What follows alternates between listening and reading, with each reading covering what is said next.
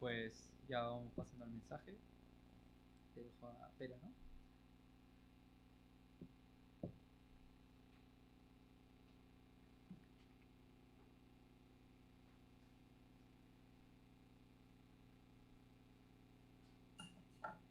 Pues buenas tardes a los que estáis aquí presentes. Un gozo también ver a Ángel y a Luca. De verdad, un gozo veros también aquí hoy. Y veros a los que estáis ahí en YouTube. Estaba viendo parte de nuestra congregación, está reuniéndose allí.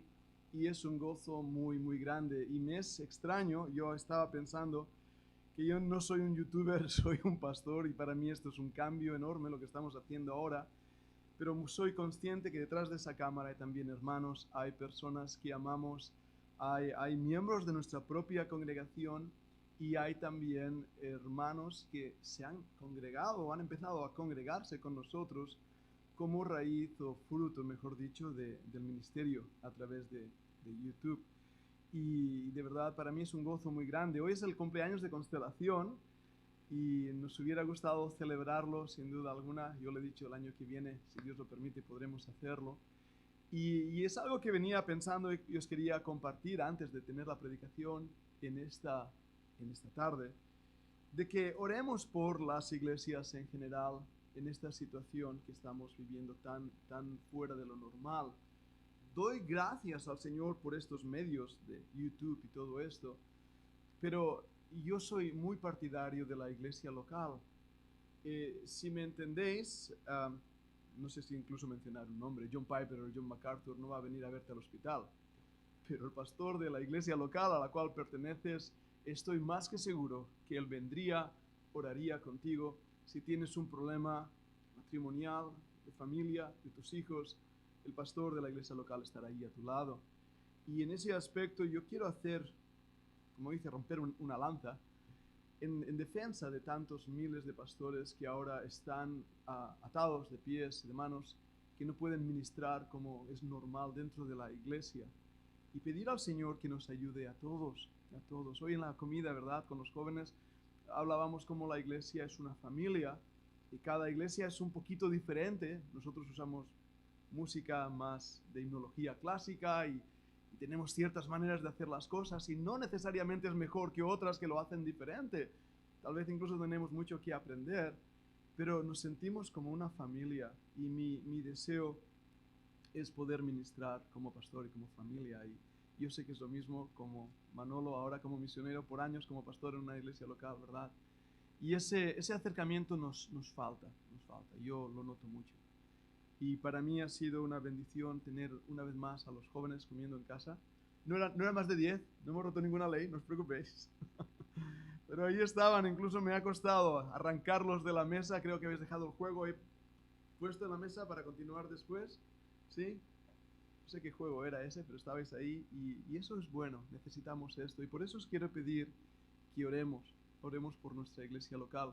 Creo que el domingo que viene, si no nos cambian las cosas, es día 7, ya levantarán, o sea, es el último domingo y después ya tenemos permiso para movernos.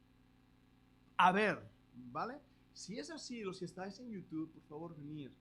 Y por las tardes somos menos que por las mañanas, entonces también lo digo para mantener ese 30% de legalidad en nuestros días. Pero oremos por nuestra iglesita y si estás ahí, algunos que nos seguís desde Sudamérica, he visto que había hermanos de Colombia, hermanos de México, de otros lugares, de Uruguay también, gracias Shumai. Deciros que es un privilegio. A ver cómo digo esto, que no suene feo ni suene raro, pero con los miles de canales que hay y que hayan decidido reunirse con nosotros, eso es un privilegio, de verdad que lo es. Y yo os quiero dar las gracias que estéis aquí y pido al Señor que el mensaje, la predicación, os sea de bendición a los que estáis ahí, también a los que estáis aquí. Pero para mí es un privilegio pensar eso, que hermanos desde tan lejos han decidido pasar esta hora con nosotros alrededor de la palabra del Señor.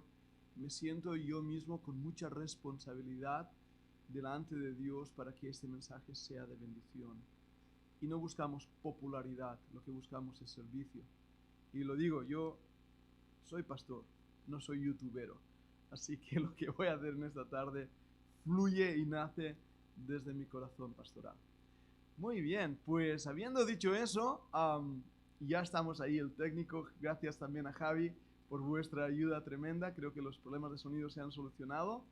Y vamos a orar, vamos a pedir al Señor que bendiga el mensaje de Apocalipsis, capítulo 9. Vamos a estar hablando de este tremendo libro, Apocalipsis, capítulo 9.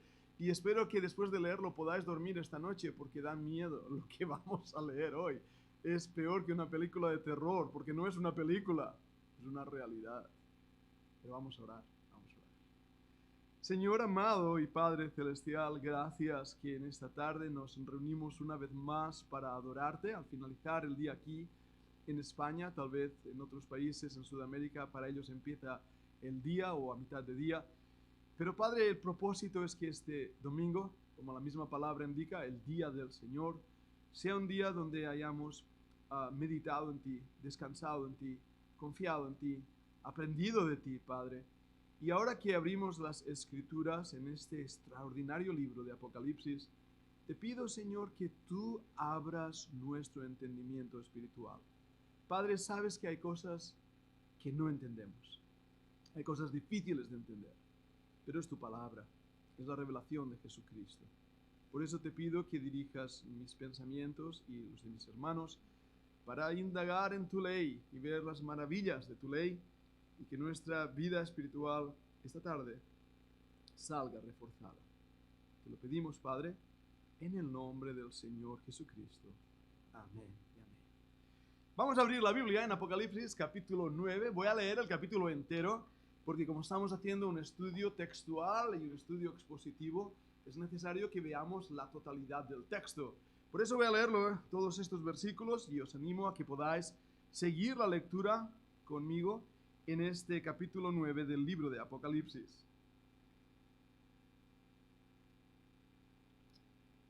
Dice así: el quinto ángel tocó la trompeta, y vi una estrella que cayó del cielo a la tierra, y se le dio la llave del pozo del abismo. Y abrió el pozo del abismo, y subió humo del pozo como humo de un gran horno, y se oscureció el sol, el aire por el humo del pozo.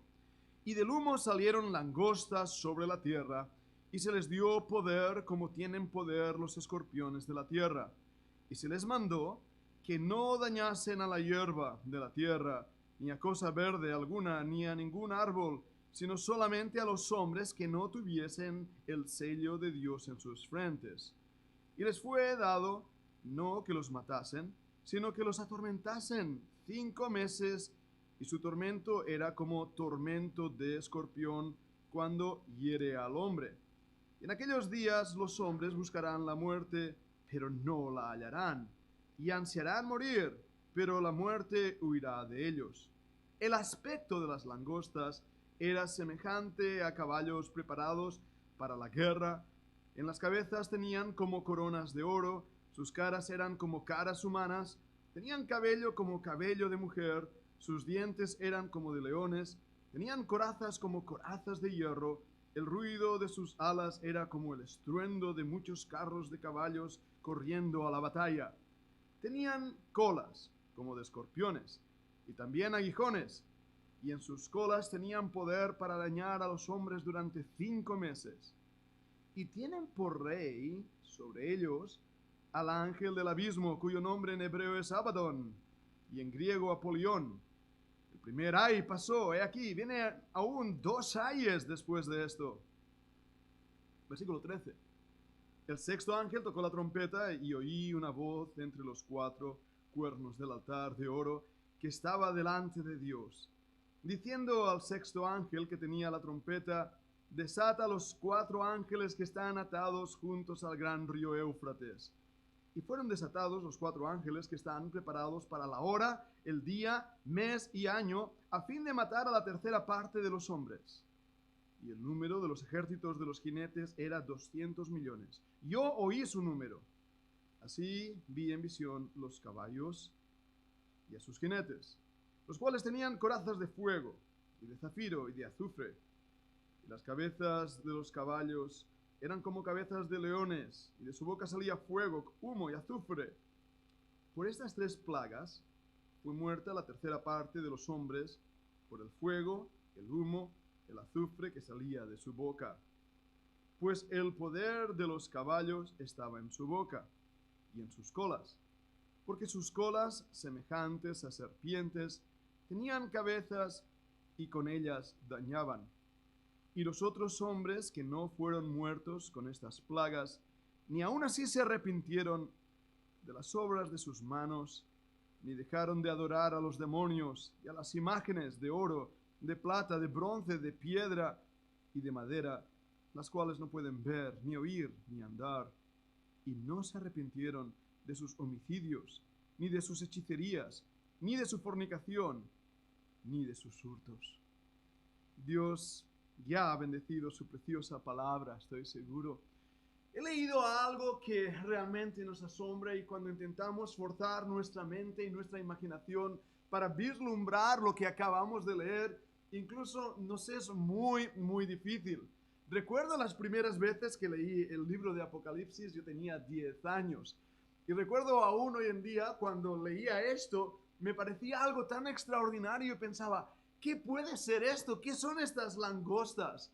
Unos años más tarde vi de repente un helicóptero Apache, todos sabéis qué tipo de avión de combate es este, y pensé, ¡wow! Eso es las langostas del libro de Apocalipsis. Ahí está esa ametralladora escupiendo fuego y está esas hélices haciendo ruido y esa cola.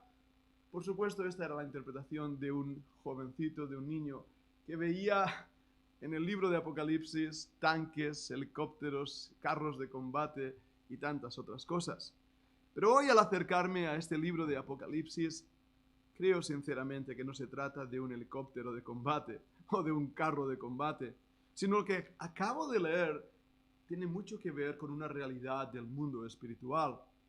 Por otra parte, debo decir que lo que acabamos de leer es tan literal como la verdad misma. Y ahora acabo de abrir mi boca para tener que meterme en un lío. Porque he oído bastante de que algunos interpretan el libro de Apocalipsis como si fuera algo totalmente alegórico, algo místico, algo espiritual, que no debemos creer en su literalidad, porque si creemos en su literalidad caeríamos en la locura o algo semejante. De hecho, esta misma mañana, cuando defendía la verdad de las Escrituras, mencionaba un vídeo que había visto durante la semana de alguien que, en mi humilde opinión, tan siquiera tiene la preparación teológica necesaria para hablar de estas cosas, pero venía a interpretar el libro de Apocalipsis como si era todo figurativo, espiritual, y se reía de aquellos que creemos en la literalidad. Me he dado cuenta que hay un ataque hacia nosotros que creemos en la interpretación histórico-literal de las Escrituras. Porque una cosa es la interpretación, la hermenéutica nos da las herramientas para poder hacer esa interpretación literal e histórica, a diferencia de esa interpretación alegórica, donde el lector decide qué es literal y qué no es literal.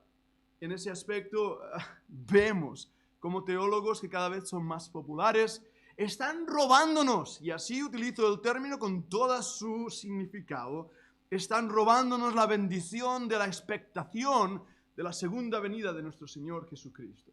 Están robándonos la expectación de esos 7 años de juicios y tribulación que vendrán sobre el planeta Tierra, y aún más, están robándonos la bendición de la esperanza del rapto o arrebatamiento de la iglesia. Y hermanos, sé que últimamente lo estoy mencionando, y voy a ser tal vez hasta cacofónico, voy a ser como un loro repitiendo 1000 veces la realidad que creemos, para que no nos roben lo que hemos abrazado desde nuestros padres espirituales.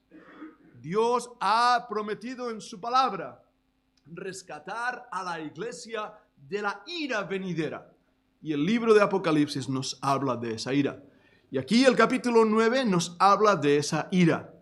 Y al hacerlo, debo recordar algo importante, porque habla el primer versículo, el 5º ángel tocó la trompeta. Y debemos recordar en nuestro estudio de Apocalipsis de dónde salen estas trompetas. ¿Por qué aparecen esas trompetas? Y cuando descubrimos unos capítulos anteriormente que esas trompetas son el resultado de abrir abierto los sellos de un rollo, de un libro que estaba sellado. Y al abrir esos sellos, vimos no solo los sellos, sino estas trompetas. Veremos los ayes que aparecen aquí en este capítulo, y también veremos aún más juicios en los capítulos venideros. Pero que nadie olvide que quien abrió el libro y desató sus sellos es el que es digno, el Cordero, el Señor Jesucristo. Y temo que aquellos que se burlan de nuestra interpretación histórica y nuestra interpretación profética menosprecian al hacerlo aquel que es digno de abrir el sello, de desatar los sellos y abrir ese libro bendito, el Señor Jesucristo. El Apocalipsis no es un cuento para asustar a los niños en una noche oscura. El Apocalipsis es el juicio venidero que Dios ha prometido y que el Hijo de Dios, el Señor Jesucristo, ha determinado que acontezca un día. Y quien no crea eso hace a Dios mentiroso, y lo digo con toda la carga emotiva y teológica que estoy exponiendo.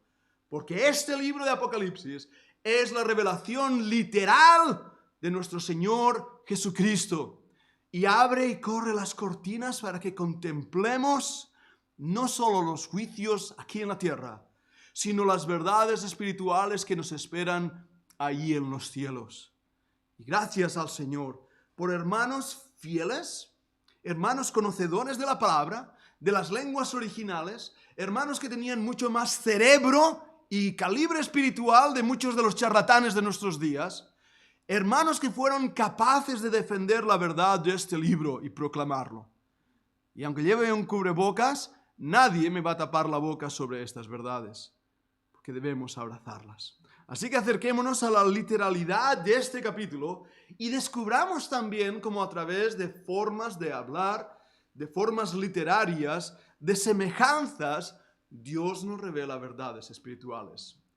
Los labios del ángel han sido puestos sobre una trompeta y cae una estrella. Es lo que nos dice el primer versículo. Vi una estrella que cayó del cielo a la tierra. Ahora, esto es muy interesante. Es muy interesante por la forma verbal que nos muestra aquí, cayó del cielo, porque nos recuerda algo que el mismo Señor Jesucristo dijo cuando vio a Satanás caer del cielo como un rayo. La expresión utilizada ahí es que había caído del cielo. Podríamos también traducirla así, desde el original. Se le dio la llave del pozo del abismo. La forma se le dio, una vez más, en el griego, nos muestra una voz pasiva. Él recibe esa llave. Él no tiene poder, y si no hubiera tenido esa llave, no podría haber hecho lo que hará seguidamente. Esa estrella creemos que es un ser espiritual. No es literal. No es una estrella, no es un meteorito, no es una piedra enorme, es un ser espiritual. Y se le da una llave. La Biblia nos muestra que esas llaves tienen que ver con el poder, con la autoridad de hacer algo en el mundo espiritual. A Pedro se le dio la llave, ¿lo reconocéis? La Iglesia Católica dice, él tiene la llave del cielo. No, no es la llave del cielo. Era la llave de la oportunidad, era la puerta abierta de la predicación. Pero a este ser se le da una llave de maldición. Puedo, utilizando un símbolo de la mitología, es la llave que abre la caja de Pandora, por así decirlo. Porque en cuanto él pone esa llave, abrió el versículo 2 el pozo del abismo y subió humo del pozo como humo de un gran horno y se oscureció el sol y el aire por el humo del pozo. Es una palabra interesante, la palabra abismo. Aparece en la Biblia diferentes veces y en diferentes contextos.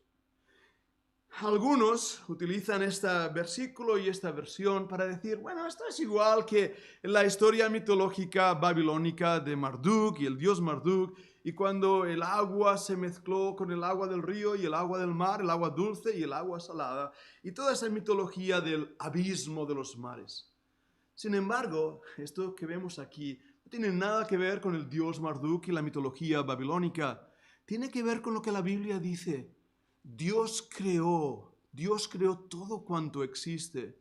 Y cuando vemos que su creación implicaba también el abismo de la profundidad de las aguas.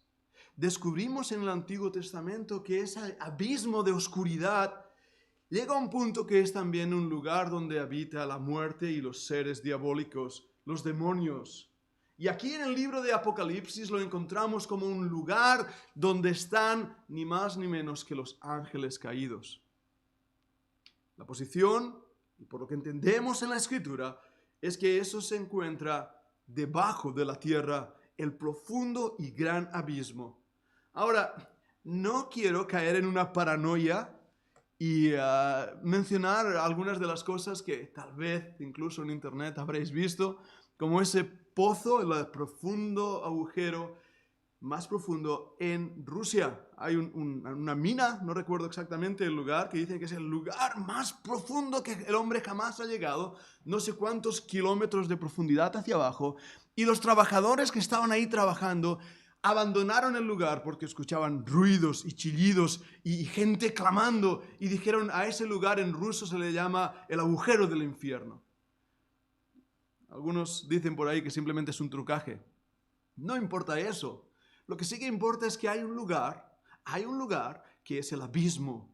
Y en ese lugar están y se encuentran los mismos demonios, encarcelados, aprisionados, para que llegue un momento en que esa llave sea puesta y sean soltados. Y esto es lo que está pasando aquí en el capítulo 9. El capítulo 9 nos habla de una literalidad en el sentido de que el poder demoníaco, lo que llaman el pandemium, va a abrirse y cientos, sino miles de demonios van a tomar acción en el planeta Tierra para traer los juicios de Dios a los hombres. Dios ha frenado la maldad de esos seres. Dios los ha encarcelado, pero hay un momento en que esa llave va a ser puesta. Y qué horrible lo que empieza a mencionar ahora. El humo, salieron langostas sobre la tierra y se le dio poder como tienen poder los escorpiones de la tierra. Ahora, en este aspecto, y hemos leído todo el contexto, ya miraremos ahora, nos habla de langostas.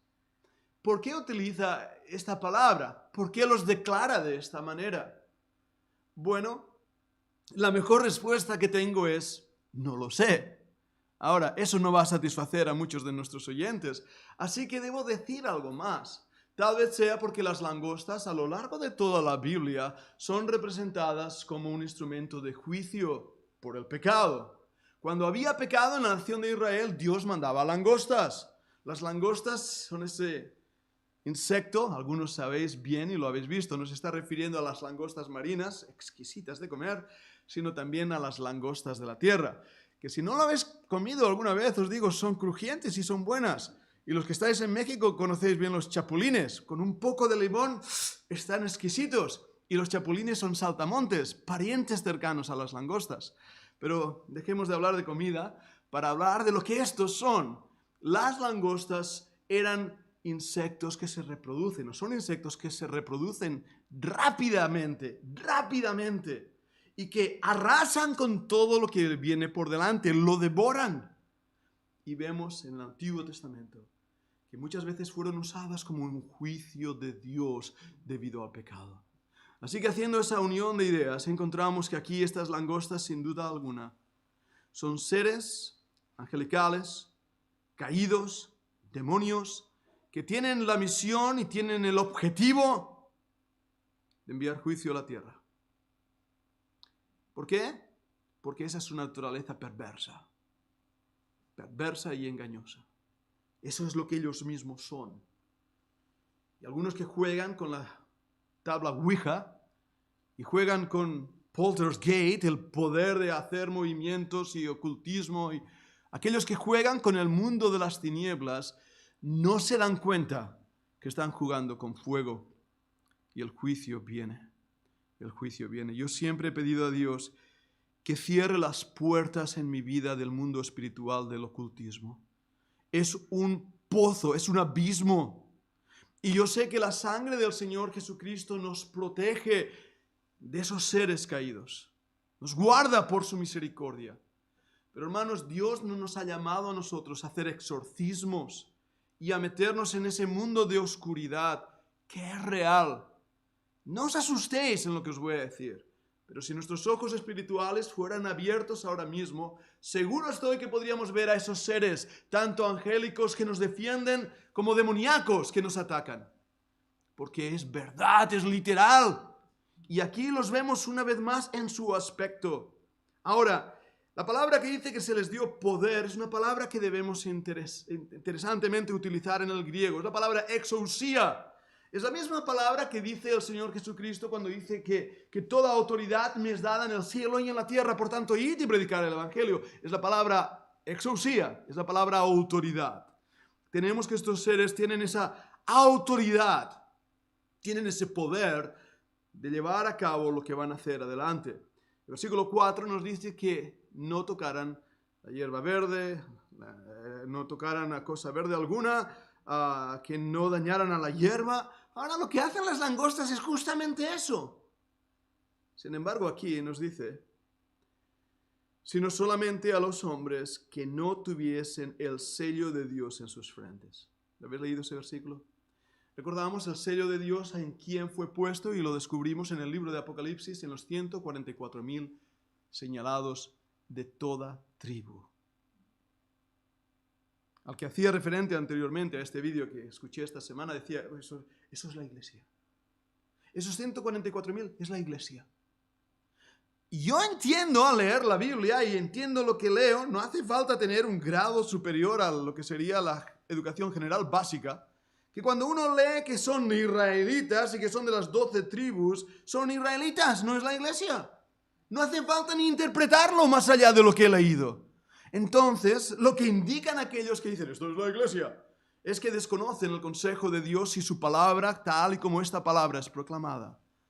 Esos 144.000 serán judíos que van a ser testimonio o testigos de la verdad del Evangelio. Cuando la iglesia ya no esté en la tierra, los verdaderos nacidos de nuevo hayan sido llevados al cielo para disfrutar de las bodas del Cordero y para disfrutar de la cena del Cordero y para disfrutar de los galardones del Cordero. Aquí en la tierra, el tiempo de angustia para Jacob, 144.000 hombres enviados de Dios a proclamar las verdades del Evangelio y protegidos por la soberanía y por la gracia de Dios, sellados. El primer sello que encuentro en la Biblia es cuando Dios marcó a Caín. Lo marcó de alguna manera. No sabemos lo que fue esa marca, lo sé. Y algunos han inventado, el Ku Klux Klan, por ejemplo, ¿no? que Dios lo hizo negro, es lo que dicen. Y se dicen muchas chorradas, como decimos aquí en España. Se dicen muchas chorradas que no son verdad. Pero cuando la Biblia dice que va a haber una marca sobre esos hombres, lo dice porque va a ser así. Y cuando la Biblia dice que habrá una marca, llamado el 666, el que tiene entendimiento entienda lo que ese número significa, es que va a ser una marca. No va a ser el pensamiento mundano y filosófico de aquellos que aceptan al anticristo. Va a ser una marca. Yo no sé qué tipo de marca. Tenemos todo miedo aún con la vacuna del COVID-19 que nos inyecten un chip. Y puede ser, no lo sé. Siempre que oigo que alguien se ha puesto la vacuna, le pregunto, ¿te has convertido en rana? ¿O sigues siendo persona? No lo sé eso. No sabemos los detalles. Pero nuestra falta de entendimiento y conocimiento no hace que esta palabra sea mentira. El problema no está en el libro eterno, está en nuestro cerebro, que no entendemos. Y si la Biblia dice que van a atacar a los hombres que no lleven la marca de Dios, quiere decir que van a atacar a los hombres que llevan la marca de la bestia, cualquiera que ésta sea. Y esa es el juicio. Les fue dado, dice el versículo 5, que no los matasen, sino que los atormentasen. Y mirad esto. 5 meses. Y su tormento era como un tormento de escorpión cuando hiere el hombre. 5 meses. Y después, más adelante, perdonadme, vamos al versículo 15. Fueron desatados los 4 ángeles que estaban preparados para la hora, día, mes y año, a fin de matar a la tercera parte de los hombres. ¡Wow! Día, mes, año, 5 meses. ¿Es esto literal o figurativo? Yo creo que es literal. Y los escorpiones pican pero no matan. algunos de ellos. Sé que el escorpión negro te mata. Y una vez más, los escorpiones están muy buenos. Si no los habéis probado, están buenos, os lo aseguro. Hoy os estoy enseñando aquí sobrevivencia. Pero estos bichos tan horribles, cuando pican, hacen un dolor extraordinario. Va a ser un dolor espiritual causado por estos seres demoníacos. Vuelvo al mundo de las tinieblas.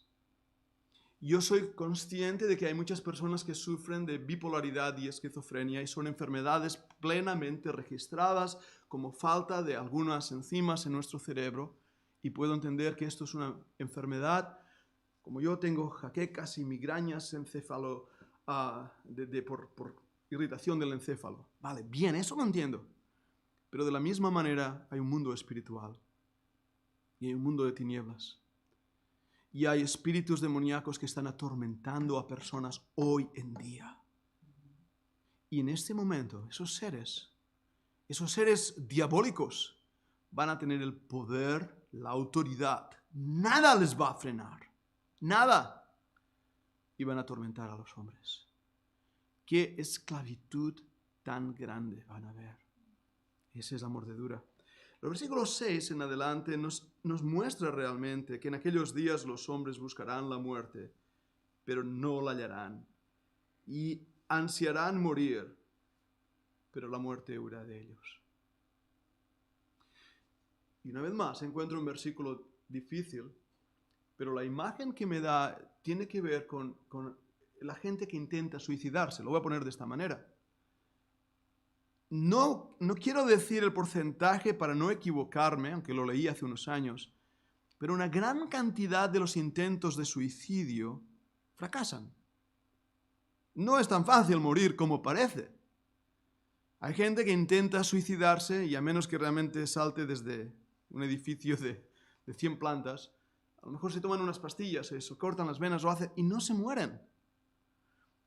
La gente, lo que muestra este versículo, es que su deseo de encontrar la muerte para dejar de sufrir aún los va a atormentar más.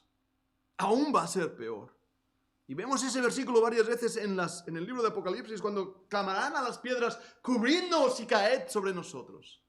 El temor, el pavor, el sufrimiento. Imaginaros esto, amar más la muerte que la vida, pensando que la muerte va a escapar de los sufrimientos. Tenemos que hablar del derecho a la vida, es por eso que yo no creo en la eutanasia, no hay cual tal cosa. El derecho a la vida, si hay sufrimiento, lo sé, pero no es la manera de escapar de la vida, sino abrazar a aquel que es el dador de la vida, y esta gente está intentando abrazar la muerte, cuando sabemos que Cristo venció la muerte. Me encantan las palabras de Shakespeare, cuando dijo muerte, un muerto te entierra. Qué gran verdad. El enemigo peor de la muerte, el espanto de los espantos para los hombres, es la muerte misma, el enemigo de la muerte. Pero Cristo venció la muerte. Sin embargo, estos hombres que vivirán en esta época no han creído en Cristo. Su única esperanza es la muerte, para escapar del juicio que viene. El versículo 7, y lo resumo rápidamente, he marcado varias palabras en esta serie de descripción de estos seres angélicos caídos, demonios. Dice que eran semejantes a cabello preparados para la guerra, a caballos. Eran como caras humanas. El versículo 8, tenían cabello como cabello de mujer, sus dientes eran como de leones, tenían corazas como corazas de hierro. El ruido de sus alas era como el estruendo de... ¿Ves eso es como? Lo he marcado ahí en mi Biblia. Ahí vemos algo que no es literal. Y la misma palabra de Dios nos da la clave para que podamos entenderlo. Porque en el libro de Apocalipsis hay cosas reales, literales, hay cosas simbólicas, hay cosas que intentan dar una semejanza de algo. Si tú fueras un creyente judío del siglo I, vives en Jerusalén, lo único que has visto es el carro con 4 caballos que tiene tu vecino y tú, pobrecito, solo tienes un carro con un burro. Pero admiras a ese caballo y ahora de repente eres transportado al siglo XXI y ves pasar a un Tesla. ¿Cómo lo defines? ¿Cómo lo haces? ¿Cómo lo explicas? bueno, era como el caballo que tiene el carro que tiene mi vecino, pero no tenía caballos. Pero empiezas a describirlo.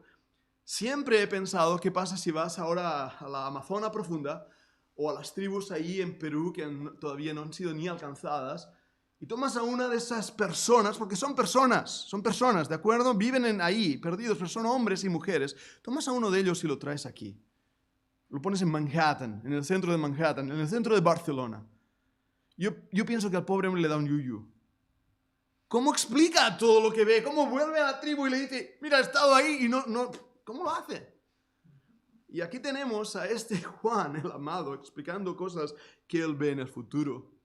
E intenta dar a sus coetáneos una explicación de cómo podía haber sido, cómo podía haber acontecido. Y por eso esos cómo. Y puedo ahora decir, bueno, mira, creo simbólicamente que el aspecto de estos seres, caballos preparados para la guerra, coronas, símbolo de realeza, de poder, sus caras humanas, cabello de mujer. Algunos comentaristas dicen, estos que son sensuales.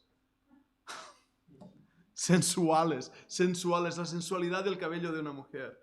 Os aseguro que no hay mucho de sensualidad en estos seres. No sé quién lo ha interpretado así. Pero estos seres caídos, angelicales caídos, demonios, son terroríficos. Son terroríficos. Ahora, ¿cómo sabemos que son demonios? Fíjate, el versículo 11 nos da la clave. Tienen por rey sobre ellos al ángel del abismo.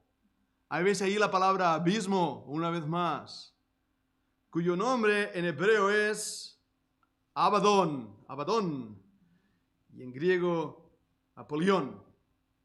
Y qué curioso este versículo, porque la palabra Abadón, que se traduciría destructor, no es mencionada aquí por primera vez, sino que se encuentra, y mira mi concordancia, es que no hace falta ni mirar un comentario. Job 26:6, Job 28:22, Job 31:12, Proverbios 15:11, Salmo 88:11, Abadón,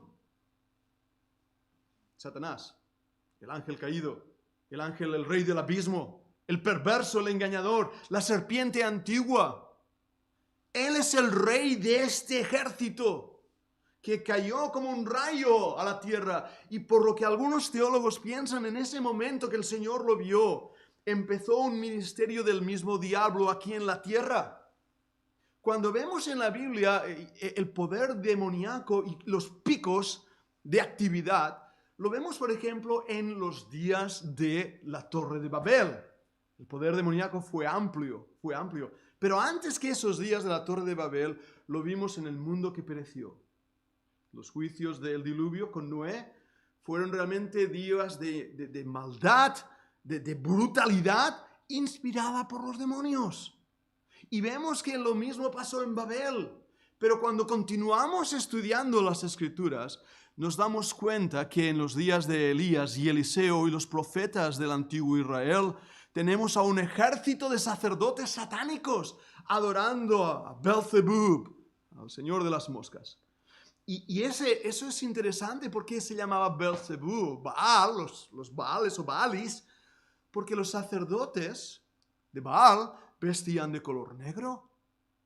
Y nos dice algunos historiadores, como el mismo Josefo nos narra, que a diferencia que en el templo no había moscas, los sacerdotes que vestían de color negro de Baal estaban llenos de moscas. Y vestían de color negro para disimular la sangre. Y lo que leemos ahí, cuando estuvimos en Jerusalén, el valle Hedrón se une con el valle Gehenna. El valle Gehenna es un lugar al final del valle que quemaban las basuras. Gehenna es una palabra utilizada en la Biblia para hablar también del abismo, del infierno. En ese valle de Gehenna, al final, era donde se encontraba el altar de Baal. Y ahí estaba uno de los ídolos de Baal con sus manos extendidas. Ponían fuego para que se pusieran al rojo vivo, y sobre esas manos extendidas al rojo vivo ponían a los bebés que eran sacrificados a ese dios Baal, con todos los sacerdotes de Baal a su alrededor. Dios envió juicio a Israel por esa idolatría pagana. Y es interesante hoy en día, y puedo imaginarlo, escuchando desde abajo, desde el valle de Gehenna hasta arriba donde se encontraba el templo, podías escuchar los chillidos de esos crímenes grotescos que estos sacerdotes de Abadón realizaban. En hebreo, pero nos da también la interpretación en griego, apolión. Apolión. Algunos dicen que esta palabra apolión procede del dios griego Apolo. No es tan importante eso como la realidad que este ser simboliza. No simboliza, sino que es, perdonadme en esa palabra, es el príncipe del aire. Y en este tiempo,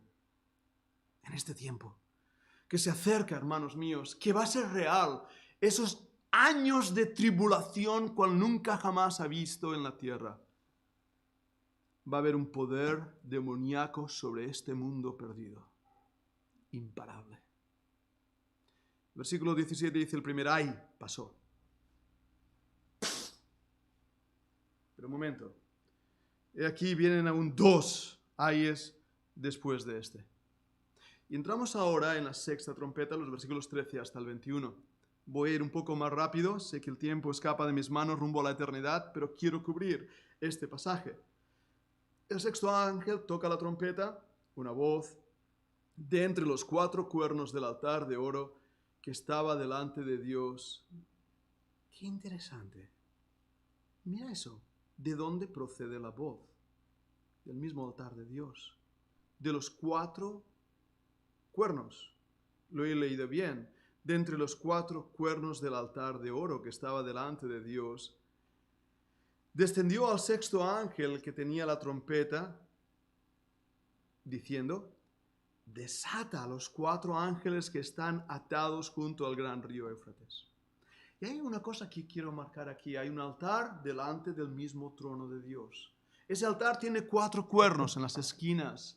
Nos recuerda el arca del propiciatorio, donde la misericordia de Dios es representada. Pero en ese altar, y lo vimos ya anteriormente, era donde las oraciones de los santos suben a la presencia de Dios. ¿Recordáis cuando estuvimos hablando de ello? Y puedo decir que la sexta trompeta es el resultado de la respuesta a esas oraciones. Dios está juzgando la sangre de sus mártires. Y Dios está respondiendo a la oración de sus santos. Y la oración es respuesta en forma de juicio. Y nos habla aquí de algo que es literal, el Éufrates. Es un río que se encuentra en la tierra, no es inventado, no es simbólico. Es un río muy interesante. Ahí fue donde en la batalla de Carquemis, el orgulloso rey de Babilonia venció a Egipto. Y las guerras de Asiria fueron realizadas y se tuvo el control. Éufrates es la última frontera en la tierra prometida. Éufrates es un lugar que lo veremos más en el libro de Apocalipsis. Y yo he estado cerca, pero no hemos estado en el río en sí. Pero me dicen que es un lugar donde incluso hoy en día se nota un ambiente denso. No sé si habéis estado en algún país, y esto yo sé que es muy subjetivo, en países que puedes notar ese aspecto denso, ¿verdad? Vosotros a lo mejor ahí en Sudamérica, yo recuerdo en Haití, ese aspecto denso, con la santería en Cuba, una oscuridad densa. Lo mismo pasa en ese río Éufrates. ¿Por qué? Nos da el versículo la respuesta. Fueron desatados los 4 ángeles que estaban preparados para la hora, día, mes y año, a fin de matar a la tercera parte de los hombres. Están preparados para ello. Si alguien cree en la soberanía divina y en el determinismo de Dios, ahí lo tienes. Tiene ángeles preparados para algo. Y esa preparación es matar a la tercera parte de los hombres. Fijaros que anteriormente, en la trompeta anterior, buscaban la muerte y no la hallaban. Pero aquí la muerte viene con toda su fuerza y potencia. Con cuatro ángeles. Versículo 16. El número de los ejércitos de los jinetes era 200 millones. Yo oí su número. Y me es interesante porque habéis notado cómo salta de los 4 ángeles a 200 millones de jinetes. Bien, ¿qué es esto? Hay varias cosas que nos hacen pensar. Y nos hacen pensar sobre todo cuando leemos más adelante la descripción de estos jinetes. Vi en visión los caballos, sus jinetes, los cuales tenían corazas de fuego, de zafiro y de azufre, y las cabezas de los caballos eran como cabezas de leones, y de su boca salían fuego, humo y azufre. Y cuando leemos esto, descubrimos que esto no puede ser literal. Una simple lectura te lo muestra. Pero Juan dice que están preparados esos 4 ángeles para el día literal, mes literal, año literal. Propósito, matar a la tercera parte de los hombres, literal. Y dice en versículo 16, yo oí su número. Y no sé si os pasa en alguna conversación que a lo mejor estás hablando y dices algo y no te creen y tú lo enfatizas diciendo, oye, que es verdad que yo lo vi. ¿Os ha pasado alguna vez? No, es verdad, yo lo oí. Y esto es lo que hace Juan. Es verdad, yo lo oí, 200 millones. Literalmente en griego habla de una expresión numérica. 20.000, 10.000 es algo parecido a esto, pero son eso. Ahora, yo sé que algunos comentaristas, sobre todo en la época de lo que yo llamo la Biblia ficción, cuando hablaban de que China tenía un ejército de 200 millones de caballos. Las guerras se hacen todavía con caballos y son realmente, la caballería continúa siendo poderosísima. Pero la descripción que vemos aquí de esos seres me habla de que son también seres demoníacos. Y además el versículo 18 dice, por estas 3 plagas fueron muertas la tercera parte de los hombres, por el fuego, el humo y el azufre que salía de su boca. Pues el poder, otra vez la palabra exousia en el versículo 19, de los caballos estaba en su boca y en sus colas. Y la palabra cola en la Biblia es un símbolo de la falsa doctrina y la falsa enseñanza. Interesante esto. Ahora aquí sí que estoy buscando símbolos en la Biblia, ¿lo veis? Estoy distinguiendo lo que es literal de lo que es simbólico. Sus colas, semejantes a serpientes, tenían cabezas y con ellas dañaban. Todo lo que pueda decir de este versículo es simplemente intentar buscar una solución a un conflicto. ¿Y cuál es el conflicto? Que no lo sabemos todo. Es verdad, pero la descripción que nos da nos muestra algo literal. Y la conclusión es que en ese tiempo, cuando suene esa trompeta, el día, el mes y el año que Dios ha determinado, esto va a pasar. Porque Dios no miente. Y su palabra nos tiene que mover a ello. Ahora termino ya con los versículos 20 y 21. Y esos versículos me llevan a un posicionamiento teológico muy interesante. Porque dice que los otros hombres que no fueron muertos con estas plagas, ni aún así se arrepintieron. Y el versículo 21, y no se arrepintieron. ¿Cuál ha sido el propósito de todos esos juicios? Que el hombre se arrepienta. Que el hombre se arrepienta. El hombre no se arrepiente. Y ahora, perdonad, mis amados hermanos calvinistas de 5 puntos, que dicen que el hombre no tiene voluntad alguna. ¿Cómo es que aquí Dios les echa en cara que no se arrepienten? ¿Y cómo es que aquí Dios ha enviado juicios e incluso poderes demoníacos para que se arrepientan? Y no lo hacen. No podemos tirar la culpa a Dios por un anticipado determinismo que como un robot trata al hombre. No habrá hombre en el infierno que no esté ahí por su pura voluntad. Todo hombre que va al infierno es porque él quiere. Porque no es la voluntad de Dios que uno solo de ellos perezca. Pero la voluntad perversa del hombre en su naturaleza caída, en su rebelión en contra de Dios, prefiere el infierno a extender sus manos para recibir el don de la gracia. Y aquí nos dice que no se arrepintieron de las obras de sus manos, ni dejaron de adorar a los demonios, a los mismos que les estaban martirizando. Les adoraban. Y dice también, y a las imágenes de oro, de plata, de bronce, de piedra y de madera. La idolatría en el Salmo 115 nos recuerda la estupidez del hombre que toma un leño y le hace una imagen y con parte del leño se calienta y pone en el fuego y luego le adora. Eso es la estupidez del hombre. Es así. Y aún en el libro de Apocalipsis la continuamos viendo. La idolatría. Aquellos que estuvimos en la iglesia papista, católica y romana, ¿cuántas veces nos arrodillamos delante de una estatua que no oía y le pusimos velas a la Montserrateta, a la Virgen de Montserrat, a la Muraneta? O si no, aquellos que están en otros países, ¿verdad? A la guadalupeña, que nadie toque la guadalupeña. ¡Ja! ¿Cuántas veces caímos postrados ante seres que tienen ojos y no ven, tienen oídos y no oyen, tienen boca y no hablan, tienen pies y no se mueven? Y como aquel Elías de antaño confrontó a los profetas de Baal y dijo: tal vez vuestro Dios duerme o está en camino, chillad más para que os oiga. El tiempo del fin sigue siendo la misma necedad del hombre. Adoran al que los mata. Sacrifican al quien les esclaviza. Y es así la realidad del hombre.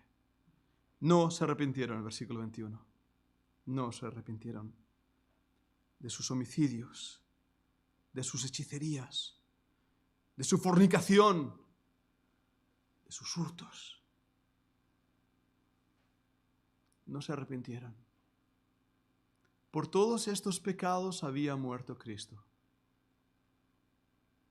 Porque nosotros hemos robado, hemos mentido, hemos adorado a falsos dioses, algunos han caído en hechicerías, en idolatría demoníaca, en fornicaciones y adulterio, borrachos. La condición del hombre. Pero Dios tuvo misericordia de nosotros cuando nos arrepentimos de nuestros pecados y abrazamos el don de gracia y clamamos al Señor que nos limpiara y nos librara de la ira venidera. Y su gracia no ha sido vana para conmigo. Él me ha librado de este momento, de esta hora, de este mes, de este año que vendrá al mundo entero. Porque Él me lavó en su sangre. Hermanos míos, sé que no entiendo todo lo que he leído. No me preocupa tanto.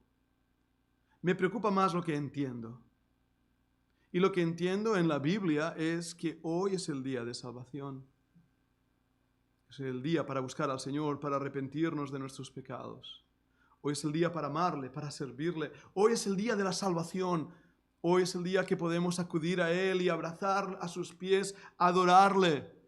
Dejar la idolatría, dejar el pecado, dejar las hechicerías, la fornicación, los hurtos, dejar todo eso, arrepentirnos de nuestros pecados, porque hoy es el día de salvación.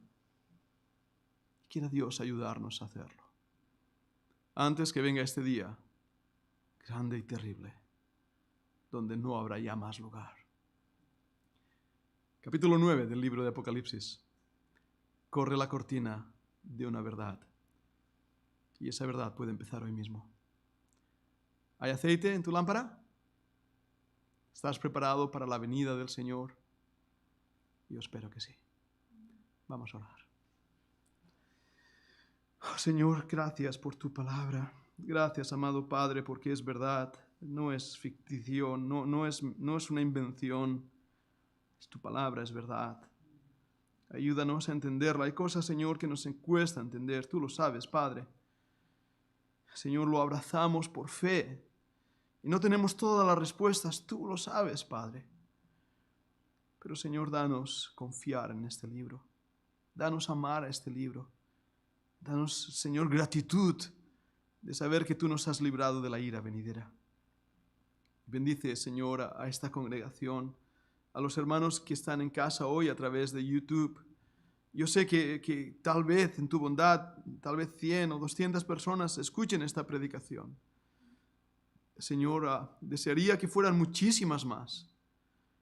Pero Padre, yo te doy gracias por esas personas, por cada una de ellas. Te pido que las bendigas, que les hables, que les animes. Señor, que les guardes de que no escuchen las voces que les llevan a la esclavitud y a la falta de esperanza. Al decir que no hay tal cosa como el rapto, que no hay tal cosa como el apocalipsis y los juicios tribulacionales.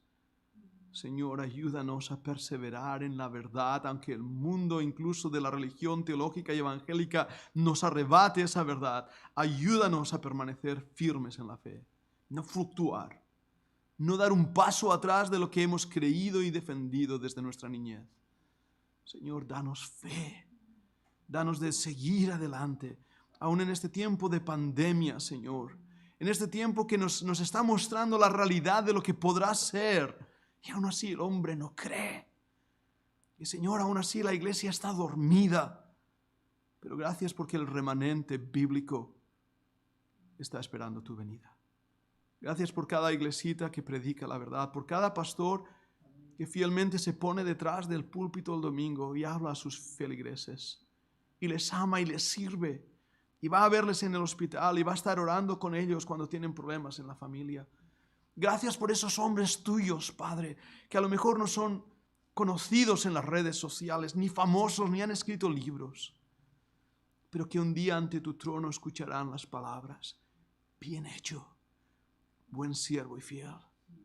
Padre, esas son las palabras que queremos oír.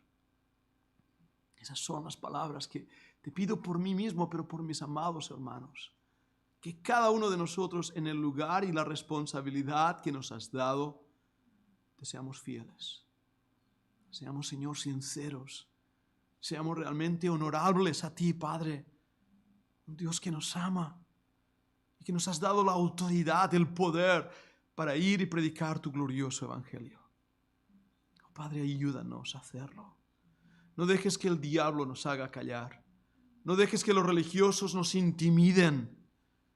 Padre, no permitas que tengamos miedo al enemigo o a la misma muerte. Danos fe, Padre.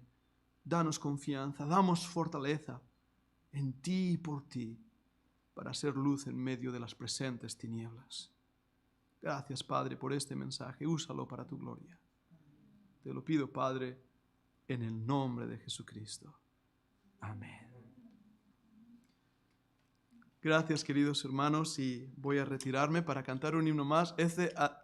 Ha desaparecido ese. Pensaba que... Sí, Emanuel, perdona. ¿Cómo no? Sí, hermano. Pensaba en el paralelismo que si son demonios, qué paralelo tan tremendo con el juicio de Dios. Ya. Espera, que te dan el micro y así te... Sí. Rompe la fuente del abismo y sale agua de adentro del abismo y hace descender agua de arriba. Igualmente con los demonios, hace salir demonios de arriba y vienen demonios de abajo porque salen con el diablo, bajan. Después de luchar con el arcángel Miguel, son vencidos y bajan a la tierra. Para nunca más ya está en la potestad del aire, está en la tierra. Eso es. Así que vemos un paralelismo tremendo con el juicio del diluvio, ¿no? O sea, de abajo. Y no estaba en el arca, símbolo del rapto. No, quería decir. No, gracias, Manuel, de verdad, gracias por ese pensamiento tan bueno, por haberlo añadido. Qué verdad que es. La palabra de Dios es tan preciosa. Ezequiel, pensaba que había venido el rapto, me había quedado atrás. Vamos a cantar un himno y Ana, necesitamos tu ayuda también en el piano. Muchas gracias. Mi mascarilla. Bien, gracias, Espera. Cantamos la 400.